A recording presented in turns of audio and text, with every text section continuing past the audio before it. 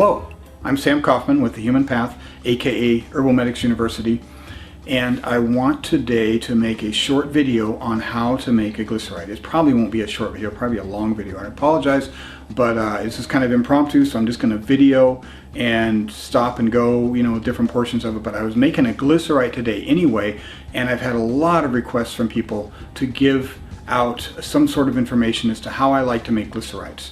I'm not the best person to ask about that by any means, but I think that I do make a glyceride that's pretty good, and I'm going to go ahead and share that with you. There are several methods now, and I'm going to share one that's a little longer and a little more involved, and it's going to involve more than just glycerin. It's going to also involve at the end of it some alcohol, and it's mainly because of the herb we're working with that I want to do that. It'll also involve a little bit of vinegar in it. But let me just show you that, and you can know that there are many ways to make glycerides, and some more effective than others. And like any kind of aspect of medicine making, everybody kind of has their own version. It's like cooking a lot. A lot of it's personal preference. And it's a preference that you gain over time with experience. And especially if you use your herbs a lot in clinic, or at least with other people and yourself, a lot, the more you use it, the more you realize, this worked really well. This way of doing things worked really well. Or this way, not so good. I need to make my batches more like this now. So that's what we're going to do, is work with something that works really well for me. And in the process of that too, I'd like to talk a little bit about the herb that we're going to use, because I happened to get this shipment in from Michael Cottingham of Osha root, Ligusticum porteri, which is also, it's a member of the parsley family, the Apiaceae family, and it's an amazing, amazing herb. It's an amazing medicine. We use the root, but I have also recently been using the leaf of this, not for the same things that I use the root for, but I do use the root. Now I use it fairly sparingly, and I'd like to say before anything else that this is a plant, again, that is in danger of being over-harvested, and it's kind of trendy. And so I think it's important that if you are going to use it, that you understand that you harvest this plant, that you wildcraft this plant ethically, or only work with people and support people by buying from them whom do harvest it ethically. They do wildcraft it ethically. And that includes replanting, that includes figuring out ways for it to continue to grow, because it's one of those that takes a long time to grow. It grows in the mountains of the southwest US and northern Mexico. It likes kind of shaded stands. It's one of those too that looks, it's got a look-alike. It looks very much like poison hemlock, right? But if you smell the root and check it out up close, there's no mistaking it for what it is. The smell itself is just incredible, very medicinal. We use it a lot for respiratory. It's famous for respiratory things, but it's a heating herb. Use it for everything from acute mountain sickness to just cold and flu as a diaphoretic. But again, I use it sparingly, and I use it only in formulas, and I use it really mostly for respiratory, long-term, like chronic respiratory illness, where I'm trying to kind of rebuild, help somebody maybe with COPD type of issues, or asthma, or occasionally where we really need it for as something to help offset, as a good diaphoretic, as a good kind of mover, you could say a blood mover, or we would say a diaphoretic, but something that stimulates microcirculation and circulation throughout the body pretty well, whether as a quote-unquote carrying herb in a formula, or whether it's just got its own potential that way. It works to varying degrees for different people. Some people really respond to Osha amazingly.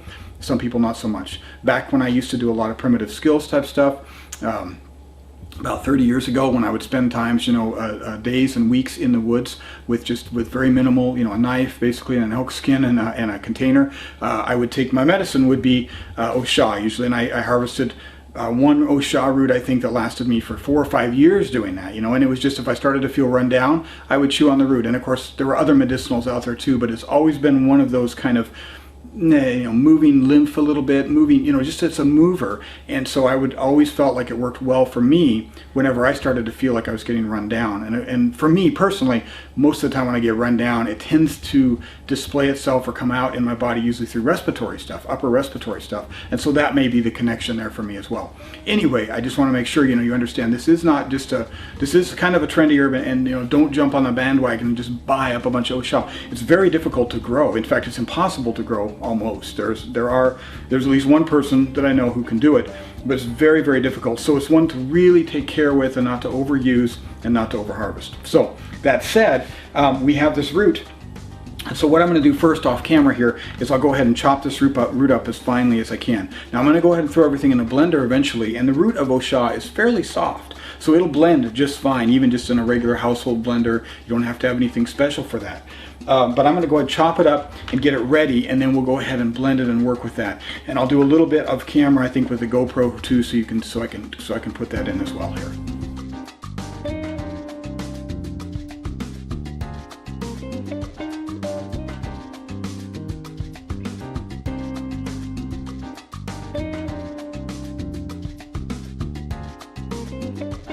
All right, so let's step through a few of the things we've got here. Just kind of run through our list of supplies before we actually start the glycerin making. I've got my Osha root that I chopped up, and I'm going to put this in a blender because, as always, we want the surface area to be ground up as fine as possible. That usually gives us the best quality. That's how I like to do it anyway. So I got all my Osha root here in a stainless steel bowl. Always try to use stainless steel or glass when you can to hold and to cook and all your stuff in, of course. And then we've got a few other things. So we've got some vegetable glycerin here. USP grade is what you want there, USP grade for the glycerin. Now I order mine actually in big 50-gallon containers, like big buckets basically, but here's kind of what it'll look like if you get it in a gallon container. I've got a little bit of apple cider vinegar as well, the Bragg's apple cider vinegar. I don't need a lot, but I'm going to put some of that in there, and I'll explain why in a minute, or at least in a few minutes. I like to use these Chemex coffee filter, actually for coffee, but I really like them. I like the thick filters, and you can't, on this particular style, you can't control the drip rate, but we're not going to need to. You'll see why we're going to do that later. I'm going to use some alcohol at the very end of this to do a wash, and that's going to be 95% or pure grain alcohol. I don't have a bottle of that sitting here, but that's what I'll have here too. And then finally, over here we've got a crock pot, because I am going to cook this stuff in a crock pot. I'm going to cook this glycerin in a crock pot, and then also a blender, so I can blend everything up really well. And also to kind of remind me there, I might drop my mason jar. This is going to be a half gallon. It might end up being a gallon actually. It's more than I expected it to be. So we'll see what my final container is going to be able to hold this in as well. When I go back and forth on stuff, I'm gonna also need some cheesecloth to strain stuff through and a strainer. But that's kind of the typical things that we use when we're doing some sort of a maceration or agitation and heat. And that's what we're doing here. We're combining heat with maceration and agitating the herb really well and getting all of that fluid that we want, all the basically the solvent, which is going to be glycerin and water and a little bit of ACV, and in the end alcohol as well, to move across and through the plant and pull that out into the fluid. So we're going to heat it for a while here. So I'm going to take this here, and the next thing we're going to do is we're going to blend it up. Okay, so the first thing let's do is let's just get our glycerin together here, okay? So we've got glycerin, our pure glycerin. I poured it into here, again, by the way, I said earlier, I said 50-gallon container. I went through and realized I meant 5-gallon container is what I usually get, is what we get our glycerin in. So I didn't have enough here to work with anyway in this 1-gallon jar. But I went ahead and filled up my container here, 6 cups worth, and so let's use American measurements here, I guess. So let's go ahead and 6 cups worth, and I'm going to put in 2 more cups, which will fill it up to the top of water. You can be distilled water, or in our case, I just use we have a reverse osmosis filter, and I use that, and that's fine. That works well. But either one. So we're going to fill it up with the rest of that. That'll give us about a 75% mix of glycerin to water, right? It could be anywhere from 50% up to 80% glycerin to water. The more glycerin, the higher the glycerin percentage is, the more stable it's going to be. We're going to actually have alcohol in here too, but I'm not worried about any of those things. So normally I think that set anywhere from about 60%, because I usually end up with about a 15 to 20% alcohol when I'm finally done. Anywhere around 60%, even to 75% is a great mixture of glycerin. So that's my final percentage. So I pour in my water here, and I've got a mix of water and glycerin now that gives me about, again, a 75% mix. So I'll go ahead and take this and shake it up. And by the way, if you didn't already know, I didn't mention this, but you know, your hands should always be clean. Obviously, this make sure they're washed. Or you may want to wear gloves if you're in our apothecarist program. Of course, everybody's pretty strict about making sure you're wearing gloves, you know, natural gloves or whatever while you're doing it. But I just usually work with really clean hands and make sure that I keep everything as clean as I can. All right, so here's my 75% glycerin mix here. And now this, I'm going to go ahead and put in the blender with my Osha to get my Osha root here blended up. Again, here's the chunks. I want it to be a little finer than this. I don't want it to be powder because it makes it really hard to strain. But if it can get everything down to about like, you know, this kind of a size, like a small kind of a cut and sifted size, that's what I really want there. So that's what we're going to go for. Put in the blender with this. I'm going to have to do it in a couple of stages. And the amount that I want, the actual amount of herb to glycerin that I want, guess what? It's about as thick as I can make it to still have movement in there. So I do it differently every time. I could measure this. It's fresh herb, so there's a lot of water content in there. We could measure it as if we wanted to, but I'm just kind of doing the simpler method with this, especially since it's fresh. And I'm just saying, okay, I want it enough to where it's not so thick that I don't have movement in there. I got to have movement in there, but I want it really thick. I want it to be kind of like a thick smoothie when I'm done almost, and that's how thick it is. So it's not a 1 to 2, 1 to 5, 1 to 4, anything like that by weight. Honestly, it's about as close to 1 to 1 as I can get it, but it isn't going to be that, especially it being fresh herb like this with the water content. It's probably going to be more like about 1 to 2 by the time I get done, and certainly it's going to look more like 1 to 1.5 or so, something like that by volume, but by weight that's probably what it's going to be, somewhere in there. I don't know. I mean, the thing is too, the glycerin weight is pretty heavy. It's heavier than water, so difficult to really give you a great idea on that. So I'm sorry for those of you who are really into specific, making sure all your ratios are perfect and all of that. Number one is I'd say don't waste your time so much on that kind of thing. That's my own personal experience. But number two is just go by trying to get the strongest possible ratio you can always get, and then from there you can always dose it down. You can always dilute it or dose it down in the field. Okay, and now we've gone ahead. What I've done is gone ahead and put in the fluid into the blender here, and so I know I'm doing about half and half. There's just not enough room in the blender to do it all of it at once. And now what I can do is I can go ahead and thicken everything up to the point that I want to keep it and use it, and I'll do a little bit at a time as I blend it. So as I blend this, I'm watching for the thick. Okay. That's still, I would say, a little bit on the thin side. Definitely, we can thicken that up.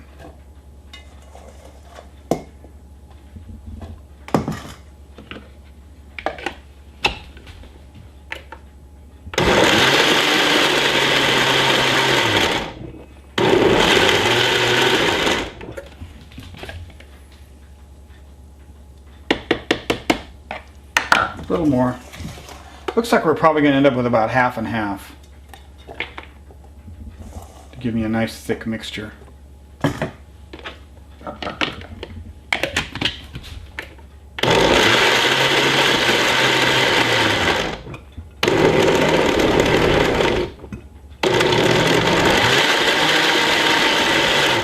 Okay, so again, I wasn't trying to get it really fine, but I'm just getting some pieces in there. You can see, I don't know if you can see that, but it's just, again, it's kind of like that cut and sifted size is what I'm looking for. I'm going to go ahead and pour this straight into my crock pot over here now. So from the blender into the crock pot. All right, I'm gonna do the same thing one more time. I'll do that off camera, and then we'll get going. We'll move over to the crock pot. All right, so we've got the final product here after putting everything through the blender and putting it in here. I just wanted to show you, this is the size that we're talking about here. As you can see, this is, like cut and sifted size, right? And this is about the consistency of what we've got here for our glycerite at this point in the game. Now what we're going to do is we're going to cook this. I'm going to cook this all night on a low temperature, as low as I can get it. It should be warm on this, which will be fine to be able to cook it. And I'm going to put a lid on it. It's not a decoction. I don't want to lose any fluid. I'm going to probably lose a little bit, which is fine. This is a little on the thin side, but I like that because that way I'm going to because it's probably going to thicken up a little bit after I cook it. So that'll be our cooking for the night, and then tomorrow we'll finish this up. So that's what's going on here. I'm also going to add in some vinegar. I like to do that for a couple reasons. One, it pulls out the alkaloids. It also makes it taste better. And the alkaloids, there are definitely alkaloids in here. There's other types of constituents as well. There's monoterpenes. There's phthalates. There's other constituents we can get out that we're going to get out with alcohol too. But right now we're going to use vinegar here, and also for taste, because it just makes a better taste. In the end, adding a sour to a sweet like this, like glycerin, is actually going to turn into a kind of an oxymel. But we're going to have alcohol in there too, so take your pick what you want to call it. The point is that in the end we have a really good shelf-stable final product that's pulled out as many of the constituents as possible using a variety of solvents. So the amount that I usually add for something like this would be 1 tablespoon per cup of fluid. So I had 8 cups of fluid, so I want 8 tablespoons of vinegar. Okay, 8 tablespoons. Now there's 2 tablespoons per ounce, per fluid ounce, right? 1 tablespoon is 15 milliliters. There's is that right? Yeah. So, and there's 30 milliliters in an ounce. So I want 8 tablespoons, and I don't have a tablespoon here, but I've got an ounce measurement, so that would be 4 ounces. 8 tablespoons equals 4 ounces. So let me go ahead and do that real quick here. I'm going to go ahead and put 4 ounces of apple cider vinegar in with my 8 cups of the fluid, of the solvent, which was the glycerin. All right, there we are. Add that in and kind of stir that up. And I'll also, while I'm heating, I'll also stir it. I'll come by and stir it, throughout the evening, and make sure that it gets some agitation there as well. Okay, so that's it. I'm going to go ahead and plug it in. I'm going to go ahead and heat it, and then when we check back in here, we'll be finishing up with it.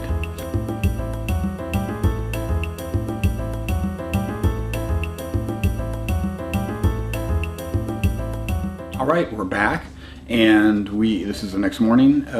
It's been everything that we've been doing here has been cooking for about somewhere around 14 hours, and that's our glycerin, right? Our glycerin and water, our 75% glycerin, 25% water, and a little bit of ACV in there on top of it.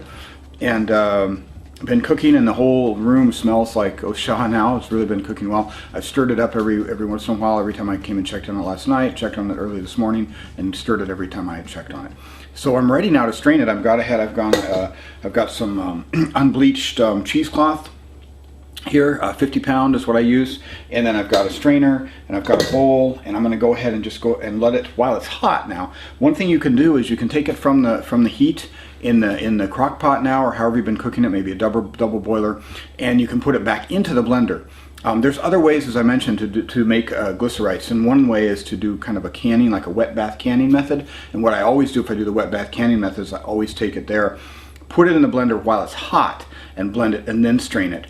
This has been really blended pretty well, and I'm not even going to bother. It's going to be fine. I could blend it, but I'm not even going to do it. I'm just going to put it straight from the heat, from the hot crock pot. I'm going to pour it into the cheesecloth and let it just sit. I'm just going to let it sit and kind of cool for a while and drip, and I'll check it and probably have to switch out dump out what's in here to make room because my pan isn't big enough to hold everything that's in there. So I'll do that and let that drip for a while, quite a while actually. I'm probably going to let it drip for a few hours while I do other things, and then I'll come back and I'll do my final wash, and we'll talk about that. But I'm going to go ahead and set up this, show this, and then we'll move to the next step. Okay, so let's go ahead and dump this. I want to go ahead and go straight from the crock pot into my cheesecloth here. I kind of carefully pour out about half of it. Actually, I think I can hold it all in here. Yeah, there's enough room here for everything.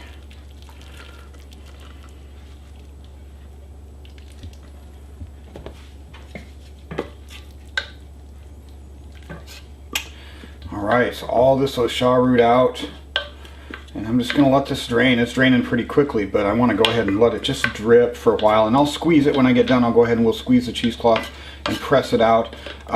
You can use a tincture press, of course, to get everything out, which is nice if you've taken the time to make one, or if you've spent the money on one, a really big one, to be able to do that. But in absence of that, you can usually get a good press in, and just letting it sit and strain and drain is actually good too. And I'll go ahead and I'm going to have to empty some of this into another container here and then let it drip.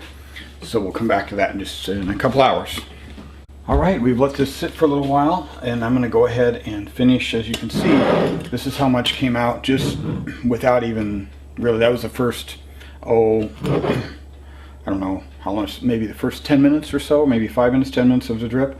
So we have this kind of, you know, osha root colored glycerite there, which is really nice. And again, everything just smells really strong like osha right now. It's really nice. I'm going to go ahead and press the rest of this out. The way I'm going to do that is just, now that it's cooled down enough that I don't have to worry about burning my hands especially, I can just go ahead and start twisting this and pressing and twisting and getting everything out of there that I can. Enough, just I want it to be pretty dry, relatively dry. This, what's going to be left over here, we call the marc, M-A-R-C, right? And so I want that to be relatively as dry as possible. I want as much moisture out of here as possible before I finish up with my final alcohol wash. All right, we're done squeezing the glycerin. Let's go ahead with the glycerin out of here, out of the cheesecloth. Let's go ahead and just put this over here in the bowl. And I want to finish off with, actually I'll just put the whole thing in here like so. And I want to finish off now and pour the rest of this into my container and just see if I can get a measurement on this. It's actually going to be more than I expected. So we're at, I think I just barely fit that in there. So we're at exactly, I'm able to get as much out almost as I put in there. If you remember, I put in that much and I actually added in another cup of glycerin and water together. So I almost got exactly as much as I pulled out of here as I put in. So we're up to 8 cups here, and that means I'm going to have to use a you know, bigger jar to store the what's left in the very end, because what I'm going to do now, the final thing I want to do is I'm going to go ahead and do an alcohol wash. And the way I'm going to do that is I'm going to go ahead and use this really pretty thick coffee filter paper that I like a lot, and it'll slow the drip enough to where we get a pretty good wash. And I'm going to use 95% alcohol. This is actually organic, you know, grain alcohol, but I could easily use. Actually, I think it's organic grain alcohol. We use all kinds of different alcohol, the Mohawk or what do you call it? The you know, the other Everclear are good brands, but you can also get organic. I prefer organic now. I didn't used to, but I think there's a little bit of a difference now that didn't used to be there. Quality of things has changed over the last decade or so, I think, noticeably. So what I'm going to do is I'm just going to go ahead and scoop my marc into my, let me move it over here so everything can be seen pretty easily. So I'm going to scoop my marc into my filter like so. It doesn't matter, I could do it by hand, but I'm just going to go ahead and grab this and scoop it in there. And I'm going to kind of, you know, let it crumble it as it goes in, because what I want it to do is just settle in there in kind of a nice big cone. And then what I want to do is I want to end up with about 20 to 25% alcohol as my total final amount. And so to do that, I'm going to have to do a little bit of math now and figure out how much alcohol am I going to put through this to wash through it. And the reason I'm washing through this with alcohol, and I like to do this while this is still hot, by the way, too, if it's possible, if I can wash through with the alcohol, is I'm going to get anything out of there that's really, that didn't come out in the heat and the glycerin and the water. So there's some terpenes in there, you know, monoterpenes, there's some phthalides, there's some other types of constituents in there that aren't going to come out as well with the water and the heat and the glycerin as they're going to come out with a pure grain alcohol wash. So I don't even necessarily have to wash all of my marc, but I want to get what I can out of there as much as I can. So I'm going to go ahead and pack it down. Again, this is kind of a cut and sifted. This is not really a percolation tincture per se, right? Because we're not really grinding it into a powder, and we're not packing it carefully, and we're not making sure that we have a certain drip rate and all of that. The drip rate coming through here is going to be what it is, and the thick paper here does that for me. I'm just really call this more of an alcohol wash. So now the question is, if I have if I were to fill this up, so if I were to fill this up, say a 10 cup container here, a 10 cup container, and I had 8 cups of the glycerin so far, which is what I have, right? 8 cups of glycerin. That would be 8 tenths, right? 8 tenths would be the same as 4/5, right? 4/5 would be basically 80%, right? So 80% glycerin, 20% alcohol is exactly what I would like. So I'm going to go ahead and put 2 cups of alcohol, and I'm going to put 1 cup of alcohol in this, then I'm going to refill it and do it one more time with what's left in there, 1 cup and 1 cup. So I end up with 2 cups of alcohol that I'm pouring through here. So let me go ahead and do that real quick. I've got this as my measuring cup here.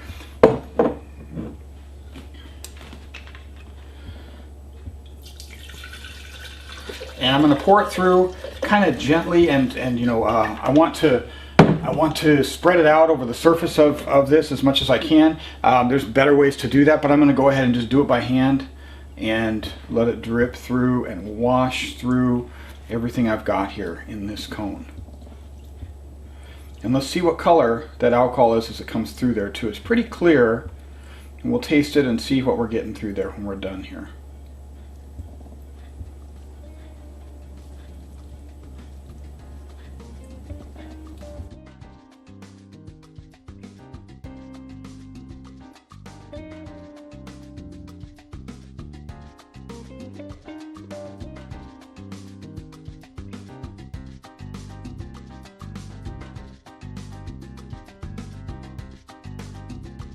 All right, we've dripped off just about enough of this, I think. This filter paper is thick enough that you can actually squeeze off of this like you would off of cheesecloth too, to some extent. But this is pretty much dripped out. I'm going to go ahead and throw in a new filter paper.